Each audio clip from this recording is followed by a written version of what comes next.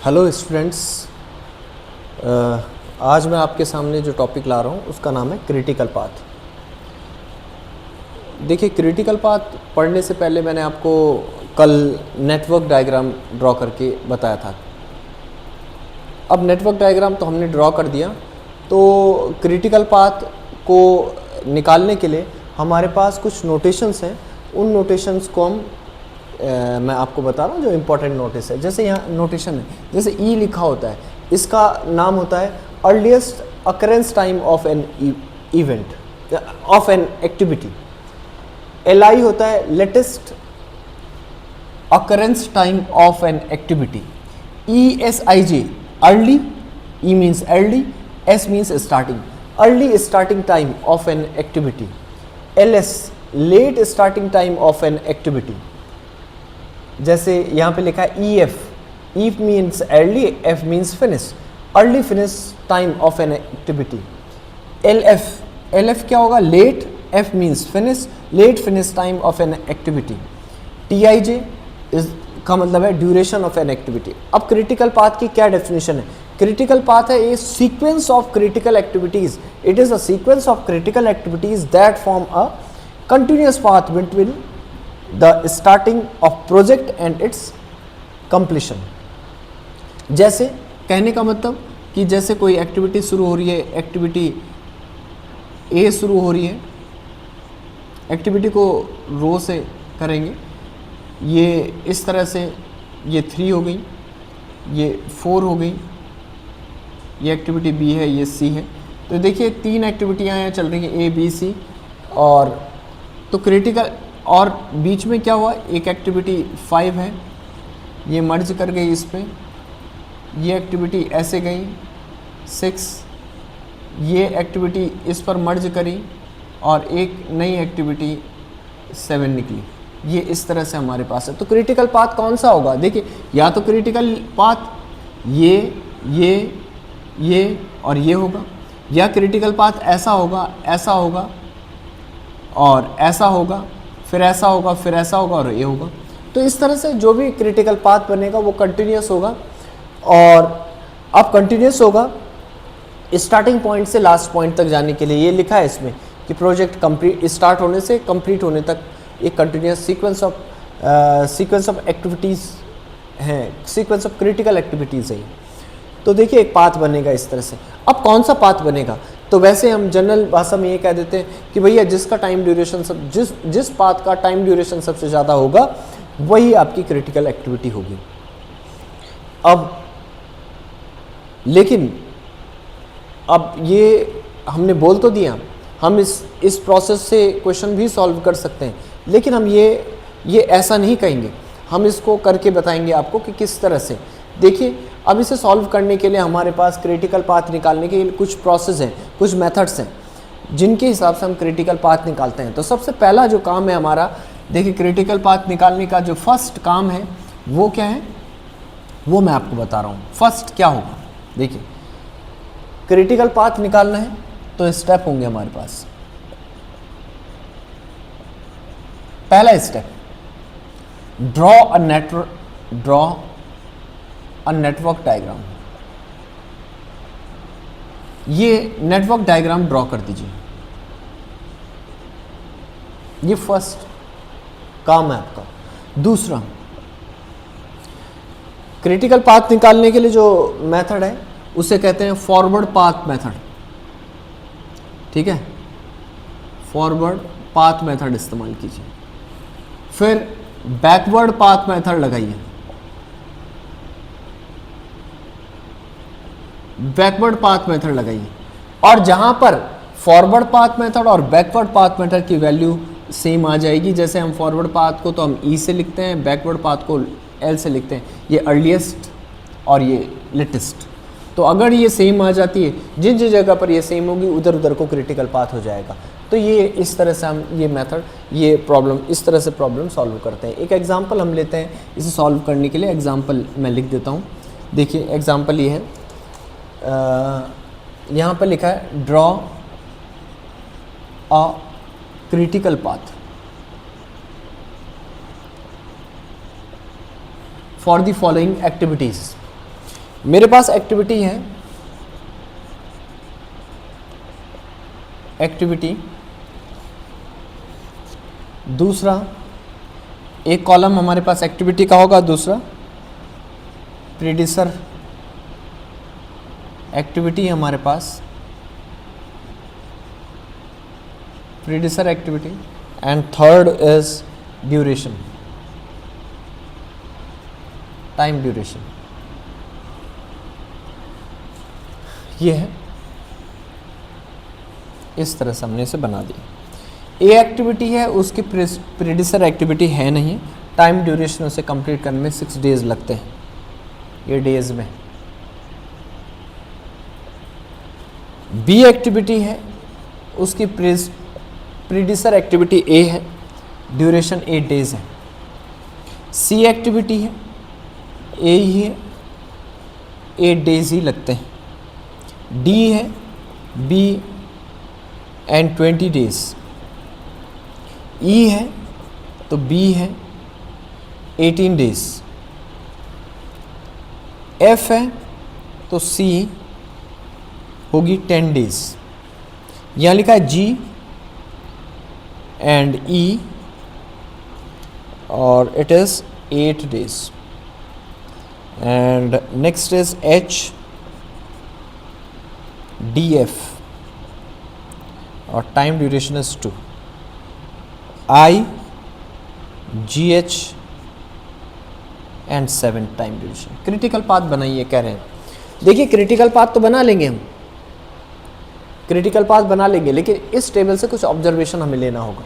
देखिए पहले start activity कहाँ से, देखिए मैं पहले इसके लिए नेटवर्क डायग्राम ड्रॉ करूंगा तो मुझे ये पता करना होगा। वैसे तो मैंने आपको कल स्टेप बता दिए थे, लेकिन फिर भी मैं आपको बता रहा हूँ। देखिए सबसे पहले हमें पता करना होगा एक्टिविटी कहाँ से स्टार्ट होगी। तो ए एक पॉइंट ऐसा जहाँ से एक्टिविटी स्टार्ट हो रही है। आप पूछेंगे भाई आपने कैसे बोल दिया ए से स्टार्ट हो रही है? ए से इसलिए स्टार्ट हो रही है क्योंकि इसकी प्रीडिसर एक्टिविटी कुछ नहीं है, इससे पहले कुछ नहीं है, तो ए से ही शुरू होगी। दूसरा, कौन से पॉइंट ऐसे होंगे जहाँ पर एक्टिविटी मर्ज कर रही है? तो ये 2 पॉइंट ऐसे हैं जहाँ पर एक्टिविटी मर्ज कर रही है, D F and ji H. ये पॉइंट मर्जिंग पॉइंट होंगे। दूसरा, अब एक्टिविटी का एंड पॉइंट कौन सा होगा? स्टार्टिंग पॉइंट मैंने कहा ए है, यहाँ पर मर्ज कर रही है इन 2 जगह, और लास्ट पॉइंट कौन सा होगा वो हमें यहाँ पे देखना होगा। लास्ट पॉइंट देखने के लिए हम यहाँ पर देखते हैं लास्ट पॉइंट। देखिए ए आ गया, बी भी है हमारे पास, सी भी है, डी भी है, ई भी है, एफ भी है, जी एच है, लेकिन आई नहीं है। तो एक्टिविटी आई है लेकिन यहाँ पर आई, बाकी उस आई नहीं है इसमें इन्वॉल्व, यानी it is confirm that activity and होगी किस पे? आई पे। तो ए से स्टार्ट होगी आई पर। तो कह रहे हैं ए की प्रीडिसर एक्टिविटी कुछ नहीं है, तो मैंने यहाँ पर बना दिया। ये देखिए एक्टिविटी को हम नोट करने के लिए एरो का इस्तेमाल करेंगे। यहाँ हमने 1 लिख दिया, 2 लिख दिया। ए से पहले कुछ नहीं है, ए अकेला दिखा दिया। बी से पहले ए है, तो यानी हमारी बी एक्टिविटी यहाँ ड्रॉ होगी। देखिए बी से पहले ए है, कह रहा है सी से पहले भी ए है,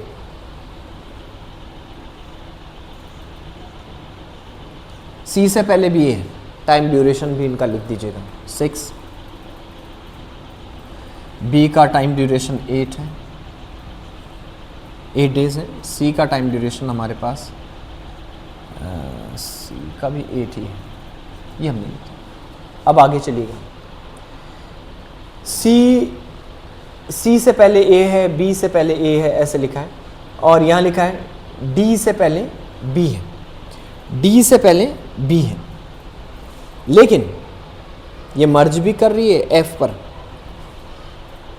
ये एक्टिविटी मर्ज भी कर रही है। तो देखिए मर्ज कर रही है, तो अब हमें ये वाली मैं पहले लगा देता हूँ, ई वाली एक्टिविटी। बस आप कहें तो मैं इसलिए लगा रहा हूँ, या रहने दीजिए, इस एक्टिविटी को पहले ये वाले लगाते हैं। बी और सी हो गया, डी से पहले बी है, तो मैं इस एक्टिविटी को ऐसे लिख दूँ, ऐसे डी लिख दूँ।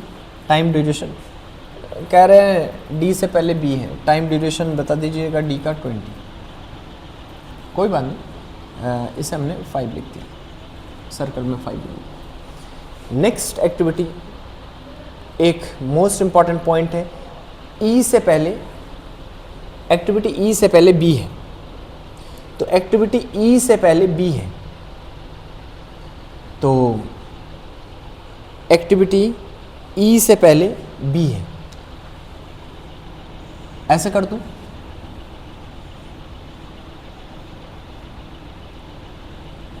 एक्टिविटी ई से पहले बी है, 18 डेज, ये मैंने ऐसे कर दिया। नेक्स्ट, अब जो चल रहा है वो चलता रहेगा।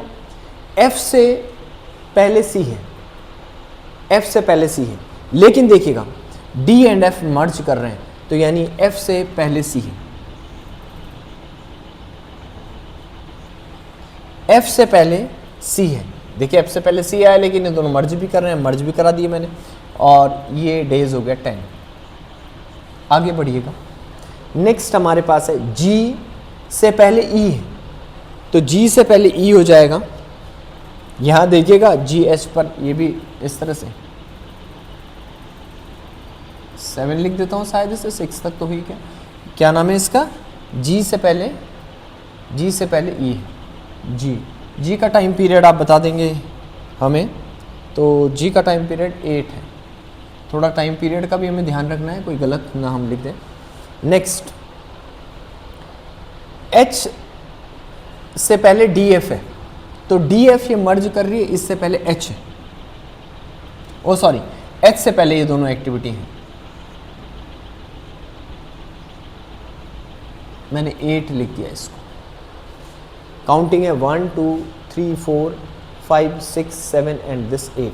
लेकिन प्रॉब्लम है जी और एच मर्ज कर रही हैं, तो यहां पर इनका नंबर ऐसे नहीं होगा। जी और एच मर्ज कर रही हैं, तो उन्हें मर्ज भी कराना हमारा ही काम है। ये मर्ज कर दी, इसका नाम है एच, और एच से पहले क्या नाम था, एच से पहले डी एफ है, वो तो कोई नहीं, ये गलत लिख दिया हमने। यहाँ पे लिखा है जी से पहले ई है, तो ठीक है। एच से पहले डी एफ है, एच से पहले डी एफ है, तो एच एक्टिविटी हो गई। एच से पहले डी एफ है, तो ये एक्टिविटी हो गई, इसका नंबर हमने लिख दिया, टाइम ड्यूरेशन 2 है। नेक्स्ट हमारे पास जो क्वेश्चन है, आई से पहले जी एच है, तो इसका मतलब ये आई हो जाएगा। टाइम ड्यूरेशन देखिएगा, इसका नंबर 8 हो जाएगा। टाइम ड्यूरेशन देखिएगा 7 है, तो आप मैच करा दीजिएगा, ये नेटवर्क डायग्राम बन गया। देखिए एक्टिविटी कंप्लीट कैसे हो सकती है। मैं जो आपको कह रहा था कि भाई मैक्सिमम टाइम जिसमें लगेगा वो एक्टिविटी, उसमें हमारी एक्टिविटी कंप्लीट मानी जाएगी। देखिए मैक्सिमम टाइम देखता हूँ, सपोज ए टू बी गया, बी टू 3 गया, 3 टू 6 गया, 6 टू 7 गया, 7 टू 8 गया, यानी हमें सीक्वेंस में जाना है। ऐसे नहीं कि कहीं, और कंटिन्यूस होना चाहिए, ऐसे नहीं कि जंप इधर से उधर मार दिया, जैसे ए टू बी गया और फिर 5 चला गया, फिर 7 चला गया, ऐसे नहीं होगा। ए ऐसे ऐसे ऐसे, तो चेक करते हैं जिसमें मैक्सिमम टाइम लगेगा। इससे बाकी मैं आपको फॉरवर्ड पाथ मेथड और बैकवर्ड पाथ मेथड के इस हिसाब से भी बताऊंगा। देखिए सपोज़ मैं ये वाला पाथ ले रहा हूँ, 1 to 2, 2 to 3, 1 to 2, 2 to 3, 3 to 6, 6 to 7 and this 8। Time duration देखिएगा, 1 to 2 जाने में 6 डेज़ लगते हैं, इसमें 8 डेज़ लगते हैं, इसमें 18 लगते हैं, इसमें 8 लगते हैं, उसमें 7 लगते हैं। तो देखिए 14, 32, 32 और 8, 40, 47, एक एक्टिविटी इतनी। अब आप क्या करना चाह रहे हैं, आप कह रहे हैं मैं इधर से नहीं जाऊंगा, मैं 1 to 2 जाऊंगा, 2 to 4 जाऊंगा, 4 to 5 जाऊंगा, 5 to 7 जाऊंगा, 7 to 8 जाऊंगा। इस एक्टिविटी में मैं काउंट करके देखता हूँ, 6 है, 2 जाने में 8 है, 4 इधर को जा रहे हैं तो 10 डेज़ लग रहे हैं, इधर को जा रहे हैं 2 डेज़ लग रहे हैं, और इधर को जा रहे हैं तो हमारे पास 7 डेज़ लग रहे हैं। तो कितना हमारे पास हो, 14, 16 और 23, दैट इज़ 33। अभी भी मैक्सिमम ये वाला पाथ चल रहा है। मैं दूसरा पाथ लेता हूँ, मैं चाह रहा हूँ 1 to 2, 2 to 3, 3 to 5। देखिए सीक्वेंस में ही जाना पड़ेगा, 5 के बाद 7 पे जाना पड़ेगा, 7 के बाद 8 पे जाना पड़ेगा। मैं देखता हूँ क्या प्रोसेस होता है मेरा। मैं 8 लिखना था, ये इन्फिनिटी टाइप का लिखा जा रहा है। देखिए इसमें टाइम ड्यूरेशन है 6, फिर 8 होगा, फिर 3 पे जा रहे हैं तो 20 होगा, फिर इधर से जा रहे हैं तो हम 2 होगा, फिर इधर से जा रहे हैं तो 7 होगा, तो ये 30 हो गया, 30 और 13 43। देखिए ये हमारे पास टोटल है। तो इट मीन्स क्रिटिकल पाथ ये वाला होगा 1 to 2, 2 to 3, 3 to 6, 6 to 7, 7 to 8, ये क्रिटिकल पाथ होगा क्योंकि ये मैक्सिमम आया। अब देखिए हम इससे सॉल्व करते हैं forward and backward path method से। चलिए फॉरवर्ड पाथ यहाँ से हम ई से निकालेंगे अर्लीस्ट, ये स्टार्टिंग पॉइंट है ई से, इसे हमने E1 लिखा तो E1 0 होगा, स्टार्ट कर रहा है अभी टाइम ड्यूरेशन स्टार्टिंग होगा। नेक्स्ट अब E2 निकालना पड़ेगा, इसमें ये 0 में ये 6 ऐड करना पड़ेगा तो E2 निकलेगा, E2 इज 6। अब नेक्स्ट हम इधर को चले जाते हैं, E4 कैलकुलेट करते हैं, E4 कैलकुलेट करते हैं तो 6 ऐड करेंगे तो 14 हो गया,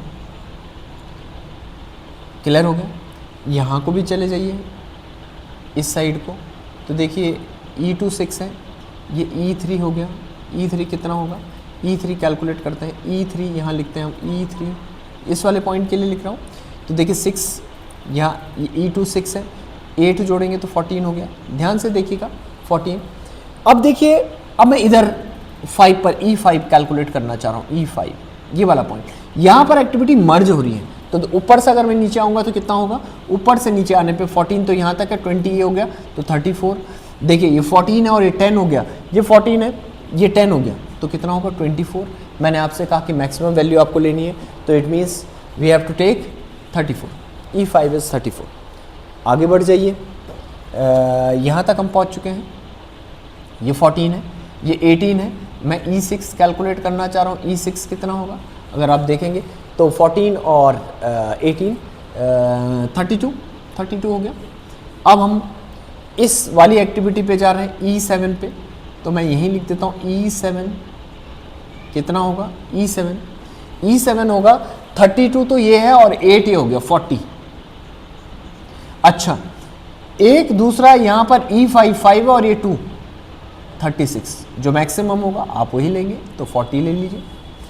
यहाँ पर E8 हम कैलकुलेट करने जा रहे हैं, तो ये 40 हो गया तो 7 ऐड करेंगे तो 47, E8 इज 47, क्लियर 47। बैकवर्ड करिए L8 तो 47 आया तो 47, यानी ये टाइम ड्यूरेशन हो गई एक्टिविटी की 47।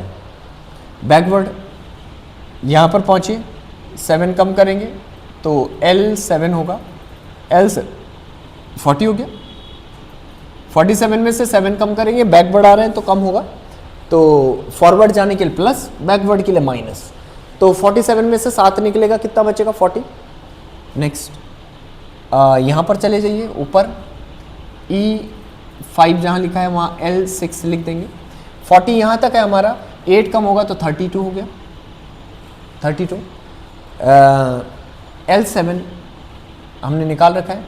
अब एक्टिविटी में देखिए यहाँ पर पहुँच रहे हैं तो क्या हो जाएगा, L इस जगह, ये इसका जो नाम है L5, देखिए ये 40 है, 2 कम हुआ 40 में से, ये 2 टाइम ड्यूरेशन है, 40 यहाँ तक आया तो कितना होगा, 2 कम होगा तो 38 हो जाएगा। देखिए अब हम यहाँ पर L5 पर पहुँच चुके हैं और यहाँ से L6 पर। अब ये एक्टिविटी देखिए इधर से वापस आ रहे हैं तो मर्ज होती हुई दिख रही है यहाँ पर मर्ज, तो देखिए वहाँ पर हमने मैक्सिमम लिया था, बैकवर्ड में आएंगे तो मिनिमम लेंगे, तो यहाँ पर देखिए इस साइड से अगर मैं L3 काउंट करता हूँ, L3 ये वाला पॉइंट हम कैलकुलेट कर रहे हैं, L3 क्या होगा, देखिए यहाँ से 38 है, 38 में से 20 निकालेंगे तो 18 होगा, मैंने कहा मिनिमम लेना है, ये L6 32 है, 18 कम करा तो कितना हो गया 14, आप कौन सा लेंगे, मिनिमम, तो मिनिमम लेंगे तो यहाँ पर क्या हो जाएगा, इन दोनों को कैंसिल कर लेंगे और हम 14 लिख देंगे, क्लियर हो गया। मिनिमम यहाँ पर फॉरवर्ड एक्टिविटी में हम प्लस लेंगे, मैक्सिमम लेंगे, और बैकवर्ड एक्टिविटी में माइनस करते हुए छोटी वैल्यू लेंगे। यहाँ पहुँच चुके हैं, अभी फिर एक्टिविटी यहाँ पर मर्ज होती दिख रही है, ये हमने, अच्छा ये नहीं निकाला अभी, तो हमें ये निकालना पड़ेगा L4 देखिए E5 हमारे पास है 30 दिस क्या नाम है इसका L5 38 है, 10 माइनस करेंगे तो 18 हो गया, सॉरी 28 हो गया, 28। इस जगह हमने कैलकुलेट कर दिया। अब हमें L2 कैलकुलेट करना है। L2 देखिए यहाँ से हमारे पास 14 है, 8 निकलेगा तो 6 हो जाएगा, 14 माइनस 8 इज 6। यहाँ से 28 माइनस 8 निकलेगा, कितना होगा 20। मैंने आपसे कहा कि जो छोटी होगी, जो मिनिमम होगा वो ले लेंगे, तो 6 हो गया। यहाँ पर अब हम L1 कैलकुलेट करेंगे, दैट इज़ 0। देखिए जहाँ जहाँ एक्टिविटी, अब हमने forward method, forward path method भी लगा दिया, बैकवर्ड भी। जहाँ पर ये वैल्यू सेम है वहाँ हम स्क्वायर बना देते हैं इस तरह से। यहाँ पर वैल्यू सेम है E2 पर, इस पॉइंट पर यहाँ पर वैल्यू सेम है, ये हमारा क्रिटिकल पाथ बताएगा। यहाँ पर वैल्यू सेम है, ये जगह हमारी 7 सेम है, पाथ की लोकेशन आ रही है, ये हमारी 7 है। तो मैंने आपको कहा टोटल टाइम ड्यूरेशन, जो टाइम पीरियड होगा, टोटल टाइम ड्यूरेशन में 47 होगा। हम ऐड करके भी देख लेंगे वैसे। तो क्रिटिकल पाथ होगा, यहाँ से चलेगा, फिर इधर को जाएगा, सेम जिधर वैल्यू है, फिर इस इधर सेम है, ये है, फिर इस पॉइंट पर सेम है, ऐसे और फिर ऐसे। यानी टोटल हमारा पाथ ये है, this is called critical path. यानी 1 to 2 होगा, 2 to 3 होगा, 3 to 6 होगा, 6 to 7 होगा एंड 7 to 8 होगा। 8 वैल्यू ऐड करके दीजिए। 1 to 2 में 6 ड्यूरेशन है, 2 to 3 में 8 है, 3 to 6 में मैंने कहा 47 होगा इसका, 3 to 6 में वहाँ 47 आया है क्योंकि 3 to 6 जाने में 18 डेज़ है, 6 to 7 जाने में 8 डेज़ है, 7 to 8 जाने में 7 है। आप ऐड करके दीजिए 14, दिस इज़ 32 हो गया, 32 और 8 40 एंड दैट इज़ 47। ये हमारा क्रिटिकल पाथ हो गया, दैट इज़ 47। ये तो एक एग्जांपल हमने लिया, उस एग्जांपल में हमने आपको ये बताया। बाकी कल देखेंगे। अगर आपको कुछ प्रॉब्लम होगी तो आप कमेंट्स में लिखिएगा। Thank you.